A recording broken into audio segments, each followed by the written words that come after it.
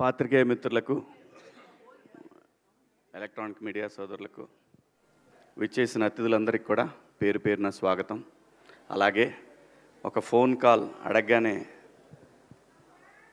ఎన్నింటికి రావాలి అన్న ఒకే ఒక్క మాట, అంతా మించి ఏం లేదు. నా సోదరుడు Anil, thank you so much. ఈరోజు అనిల్ రావటం వల్ల ఈ సినిమాకి ఇంకా కొంతమందికి, ఇప్పటిదాకా ఎంతమందికి రీచ్ అయిందో ఇంకా కొంతమందికి గట్టిగా రీచ్ అవుతుంది. అది అందుకే కొంచెం గెస్ట్లు వస్తే సినిమా ఇంకా వెళ్తుందని ప్రొడ్యూసర్ ఆశపడతాడు. కంటెంట్తో పాటు ఇది కూడా చాలా ఇంపార్టెంట్. ఇంకా నా విషయానికి వస్తే, నేను చిన్నప్పటి నుంచి నాకు ఆ డప్పు సౌండ్ వింటే ఒళ్ళు పొంగిద్ది, ఆగదు, అస్సలు ఆగదు. అమ్మతోడు నేను అన్నీ మర్చిపోతా, అసలు నేను ఆగలేను. చిన్నప్పుడు ఊర్లో మాకు సముద్రయ్య అని ఒక అతను ఊళ్ళో ఏది జరిగినా డప్పేయటానికి వచ్చేవాడు. తప్పెట అంటాం మేము, తప్పెట వేసుకొని వచ్చేవాడు, అన్నీ అనౌన్స్ చేసేవాడు. అతనితో పాటు వెనకాల పరిగెత్తుకుంటా డ్యాన్స్ వేసుకుంటూ వెళ్ళేవాళ్ళం. అది నరనరాల్లో జీర్ణించిపోయింది. సో అందుకే ఎవరిని ఇబ్బంది పడి ఉంటే సారీ. మా సినిమా కూడా దండి, ఏం పర్వాలేదు, ఈ సినిమా కోసం ఆ మాత్రం చేయొచ్చు. దండోరా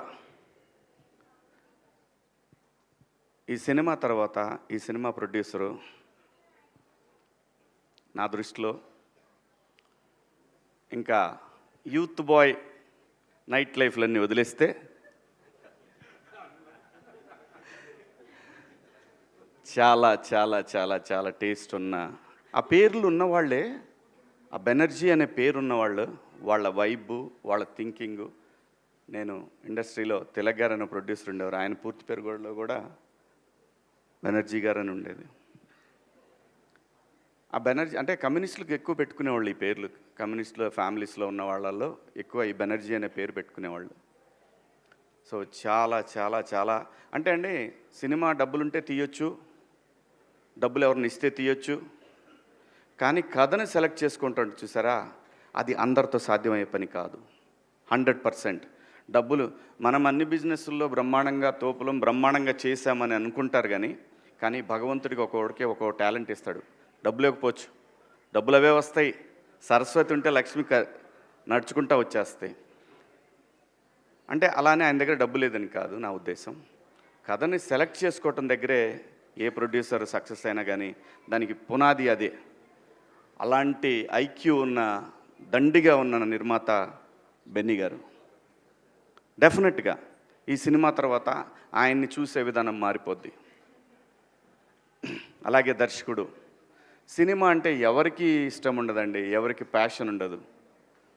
తన కెరీర్ని అమెరికాలో తన స్టూడెంట్ లైఫ్ని, తర్వాత తన జాబ్ని ఎంజాయ్ చేసిన తర్వాత, తనంటూ ఇంకా నేను బతకగలననే ధైర్యం వచ్చిన తర్వాత సినిమా కోసం తనకున్న అన్నీ వదిలేసుకొని సినిమా మీద ఉన్న ప్యాషన్ తోటి ఒక మంచి కథ రాసుకొని, మంచి కథ అంటే అండి, ఈ సినిమాకి ముందు చెప్పాల్సింది, ఇది చాలా బాగా రాసిన స్క్రిప్ట్ అండి. నాకు కథ అంతా తెలిసినా సరే థియేటర్లో నేను చూశాను. మీరు మా ఆర్టిస్టులు ఎంతమంది చూశారో నాకు తెలియదు. సినిమా నేను చూశాను. ఎక్కువ చెప్తే ఓవర్ అవుతుందేమో అనే భయం కూడా ఉంది లోపల. కానీ నేను నా రీఎంట్రీ తర్వాత డబ్బులు నాకు చాలా అవసరం, నాకు కూడా చాలా అవసరం. నాకు 2 పిల్లలు, మీకు తెలుసు, వాళ్ళని చదివించాలంటే ఎన్ని ఇబ్బందులు ఉంటాయో. అందులో సినిమా యాక్టర్ కొడుకనగానే వాడికన్నా నేను ఎక్కువ ఆలోచిస్తే ఈయనేమని అనుకుంటారేమనే అదొకటి. బట్ లక్కీలీ అలా ఆలోచించే పిల్లలు కాకపోయినా కానీ చదువులకి చాలా అవుతుందండి ఈ రోజుల్లో. అలాంటి పిల్లలు అనేసరికి మారిపోయింది నా ఆలోచన. అలాంటి సిచ్యువేషన్ ప్రతి తల్లిదండ్రికి ఉంటుంది.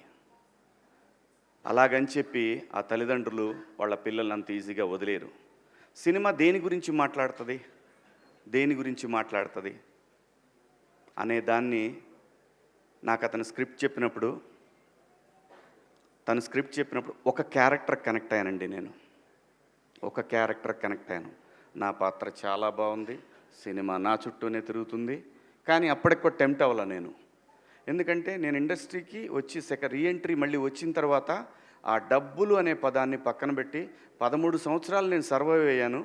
ఇంకా నాకు డబ్బులు కాదు కావాల్సింది, నాకు ఇంత పేరు ఇంత రెస్పెక్ట్ ఇస్తున్న వీళ్ళకి గౌరవం ఇవ్వాలి, మంచి సినిమా అయితేనే చేద్దాము, లేకపోతే పుట్టించినోడికి తెలుసు ఎలా తీసుకుపోయే వరకు ఎలా నడపాలనేది ఒక బలమైన ధైర్యం వచ్చిందండి నాకు. అలా అతను చెప్పిన ఆ కథని విన్న తర్వాత, నేను బిగ్ బాస్ హౌస్ నుంచి వచ్చిన తర్వాత, నా 90s రిలీజ్ అయిన తర్వాత నేను ఫస్ట్ ఒప్పుకున్న సినిమా కూర్మనాయక. అది చాలా గ్రాఫిక్స్తో ఉన్న సినిమా, ఒక నెగిటివ్ క్యారెక్టర్ నాది, నాకు బాగా నచ్చిన కథ అది. దాని తరువాత కోర్టు కాదండి నేను ఒప్పుకుంది, ఈ సినిమా.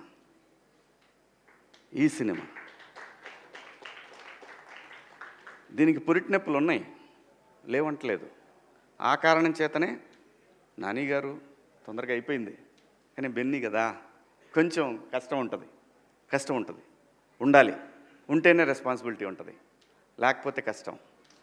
అలా ఈ సినిమా 90s చేసిన నవీన్ మేడారం అని ఆయన నిర్మాత, దానికి సిరీస్కి ఆయన ద్వారా వచ్చారు ఈయన నా దగ్గరికి.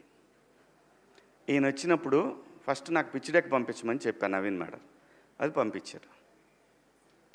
ఆ తర్వాత ఆయన కథ చెప్పారు, వచ్చి నాకు కథ చెప్పారు. అదంతా వింటున్నాను కానీ నేను ఎక్కడ టెంప్ట్ అవ్వలేదు. ఓకే బాగుంది, బాగా రాసుకున్నాడు. ఎప్పుడైతే ఒక పాత్రను ఇంట్రడ్యూస్ చేశాడండి, అక్కడి నుంచి సినిమా లెవెల్ కూడా ఎవరెస్ట్ శిఖరంలాగా వెళ్ళిపోద్ది అనమాట. ఆ ఎవరెస్ట్ శిఖరంకి వెళ్ళిన తర్వాత బయటకు వచ్చే హై ఉంటుంది చూసారా, ఆ హై మీరు ఇందాక చూసిన తమ్ముడి డ్యాన్స్ చాలా బాగా రాసుకున్నాడండి. నిజంగా నేను అమితంగా ప్రేమించేమీ మాట్లాడట్లేదు. సినిమా తీసేవరకే ప్రేమిస్తాను నేను. సినిమా తీసిన తర్వాత అది ఎడిటింగ్ రూమ్లోనైనా థియేటర్లో నిర్దాక్షిణ్యంగా దాన్ని నేను హేట్ చేసినంత ఎవరు హేట్ చేయరు. అబ్బా అంట.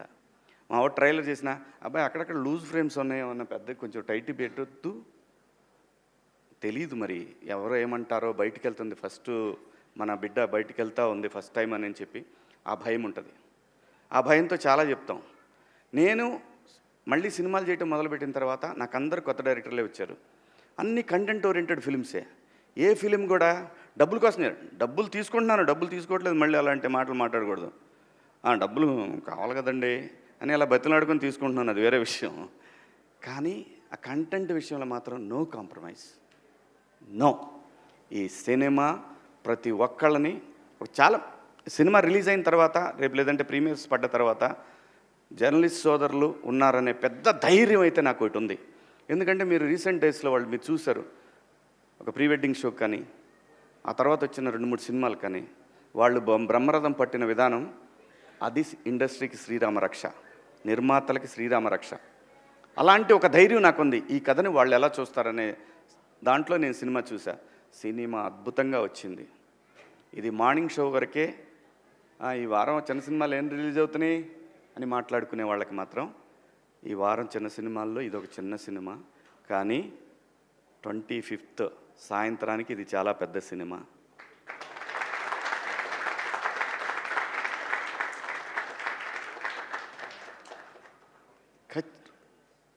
అంటే ఏ రేంజ్ అనేది నేనేమని చెప్పడానికి, అందరికీ నచ్చే సినిమా, 10 మందికి చెప్పే సినిమా. ఇందాక అనిలు నేను ఒక విషయంలో మాట్లాడుకున్నప్పుడు, ఈ సినిమా మనం మన తాతల నుంచి చూస్తున్నాము, మన నాన్నని చూసాము, మనము చూసాము, మన తర్వాత జనరేషన్స్ ట్విట్టర్లో కులం గురించి కొట్టుకునేది చూస్తున్నాము. ఎన్ని తరాలైనా మారిన ఈ అంశాన్ని ఏదో ఒక తరం వదిలేస్తానే దాంతో ఈ తరం ఫైట్ చేయాల్సిందే, తప్పదు. ఆ కులం గోడ చుట్టూ ఉన్న ఒక మ్యాజిక్ ఉంది ఈ సినిమాలో. ఆ మ్యాజిక్ని ఫస్ట్ డే కాపీ చూసేటప్పుడు నేను సినిమా అంటే ఈ సినిమా తర్వాత నా రెమ్యునరేషన్ ఎంత పెరిగి దాంతో కాదు, నా జడ్జిమెంట్, నేను మళ్ళీ సినిమాలకు వచ్చే కదా, నా జడ్జిమెంట్ కరెక్ట్గా ఉందా లేదా అనేది తెలుసుకోవడానికి నేను చేసే ప్రయత్నంలో డైరెక్టర్ గారిని అడిగాను. మురళి గారు, మీకు ఒక ఆత్మ ఉంటుంది, సోల్ మీద మీకు ఒక మాట చెప్పుంటుంది. ఫస్ట్ టైం నువ్వు సినిమా చూసుకున్నప్పుడు చెప్తుంది. ఏ డైరెక్టర్కైనా సరే, అది ఫెయిల్యూర్ అయినా హిట్ అయినా ఏ డైరెక్టర్కైనా ఒకటి అనిపిస్తుంది. మీరు నాకు చెప్పిన కథని ఒక 75% తీశారా? ఇది ఎందుకు అడిగానంటే యాక్చువల్ 50 తీస్తే చాలు ఈ సినిమాకి. 75% తీశానని మీ ఆత్మ చెప్తుందా మీకు అని అంటే ఆయన అన్న ఎగ్జాక్ట్ వర్డ్స్, సార్ అందరూ ఓవర్వెల్మింగ్గా ఉంది సార్, భయం వేస్తుంది నాకు, కానీ నేను ఒక 80% తీసా అనుకుంటున్నాను సార్ అని అన్నారు. ఎగ్జాక్ట్గా ఇదే మాట మాట్లాడారు ఆయన. చాలు 50 తీస్తే చాలు, నువ్వు 80 అనుకున్నావు అంటే ఖచ్చితంగా 60-70 దాకా వచ్చి ఉంటుంది, అది ఏం ప్రాబ్లం లేదు. చాలా మంచి సినిమా తీశాడండి. ఇలాంటి సినిమా మీరు ఆదరించాలా వద్దా అనే విషయం ప్రేక్షకులది. అడగాల్సిన బాధ్యత మాది. అలాగే మీడియా మిత్రులు మరొకసారి ఖచ్చితంగా అడగాల్సిందే.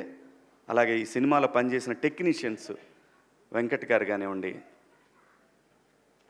సృజన తను కానివ్వండి, మార్క్ రాబిన్ గారు కానివ్వండి, అలాగే ఈ సినిమాకి పనిచేసిన ఎడ్వర్డ్ ద టోపీ మ్యాన్ చాలా చాలా చాలా కష్టపడ్డా అండి. తను కూడా అంటే ఆర్టిస్టుల్ని ప్రొడ్యూసర్ని మేనేజ్ చేయటం అంత ఈజీ కాదు. చాలా చాలా డీసెంట్గా డిగ్నిఫైడ్గా బిహేవ్ చేసి సినిమాని ఎక్కడా కూడా తగ్గకుండా నీట్గా ఒక కాపీ దాకా వచ్చేటట్టు పనిచేసి తను కానీ, మేనేజర్గా పనిచేసిన మా రెడ్డి గారు కానీ, ఇలా అందరూ ప్రతి ఒక్కళ్ళు అండి మా ఆర్టిస్టులు అందరూ, సుబ్బారావు గారు, మిగతా మా రాఘవేంద్రరావు గారు, జూనియర్ రాఘవేంద్రరావు గారు, అందరండి. ఇతను చూస్తే కోపం వస్తుంది, మీకు చంపేద్దాం అనిపిస్తుంది రేపు సినిమాలో. అలాగే ఆయన సుబ్బారావు గారిని చూసిన మిత్రులు, ఆయన్ని చూసిన, ఇదిగో ఇతను చూస్తే ఇతను కనపడితే ఎక్కడ కనపడతాడని అడుగుతారు. ఉంది చాలా మ్యాటర్ ఉందండి సినిమాలో. చాలా బాగా తీశారు సినిమాని. ఖచ్చితంగా చాలా మంచి సినిమా. ఈ సినిమాలో మేము పనిచేసామని చెప్పుకొని ధైర్యంగా ఆర్టిస్టులు అందరూ చెప్పుకునే సినిమా. ఈ సినిమాలో నాకు బాగా నచ్చిన పాత్రల్లో బిందు మాధవి గారి పాత్ర ఒకటి.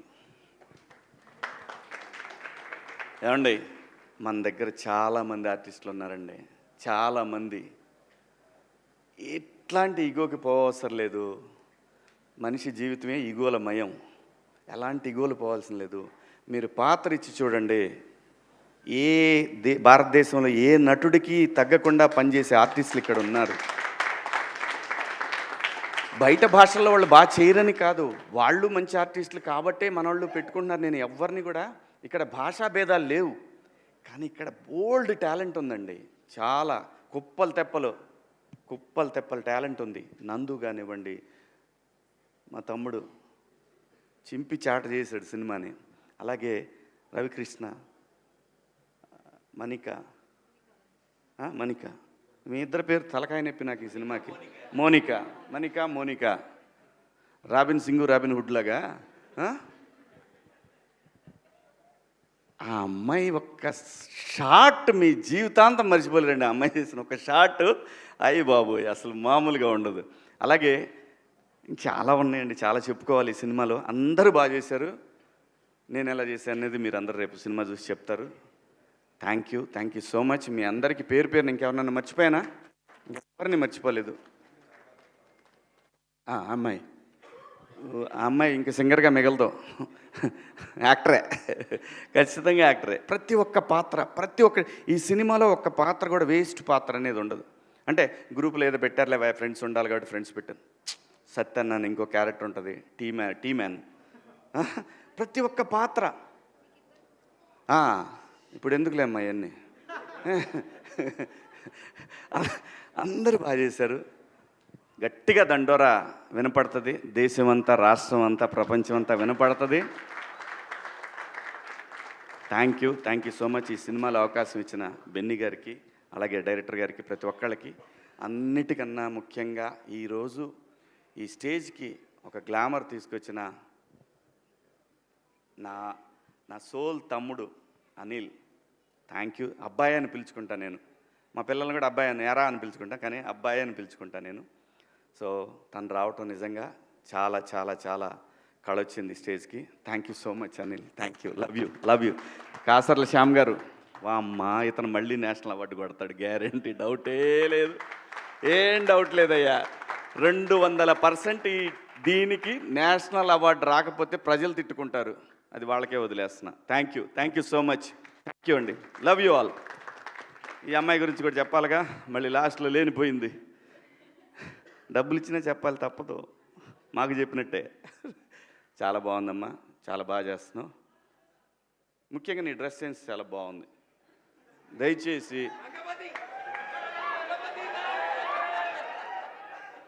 ఇంకో విషయం చెబుతున్నా, అమ్మాయిలు హీరోయిన్లు ఏ బట్టలు పెడితే వేసుకొని పోతే మనమే దరిద్రం అనుభవించాల్సి వస్తమ్మా. ఏమనుకోవద్దు, హీరోయిన్లు అందరూ మీరు అనుకున్నా నాకు పోయేది లేదు, లాగి పీకుతాం మనం, అది వేరే విషయం. కానీ మీ అందం చీరలోనో, మీ అందం నిండుగా కప్పుకునే బట్టల్లోనే ఉంటుంది తప్పితే సామాను కనపడే దాంట్లో ఏముండదమ్మా.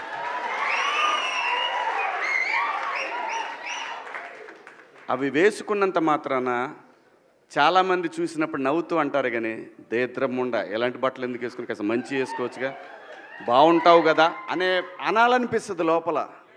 అనలేము. అంటే మళ్ళీ స్త్రీ స్వాతంత్రం లేదా, స్వేచ్ఛ లేదు. స్త్రీ అంటే ప్రకృతి, ఎంత అందంగా ఉంటే అంత గౌరవం పెరిగిద్ది. ఈ ప్రకృతి అద్భుతంగా ఉంటుంది.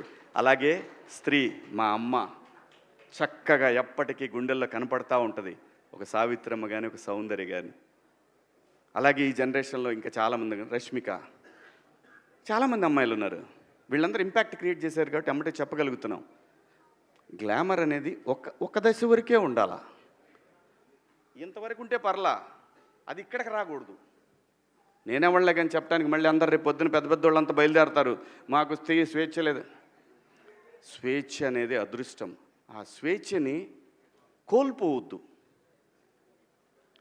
మన గౌరవం ఎప్పుడు పెరుగుద్దంటే మన వేష భాషల నుంచే మన గౌరవం పెరిగిద్ది. అందులో ప్రపంచ వేదికల మీదైనా సరే చీరగట్టుకున్న వాళ్ళకే విశ్వసుందర కిరీటాలు వచ్చినాయి. Thank you so much. Thank you Shivaji గారు, థ్యాంక్ యూ సో మచ్.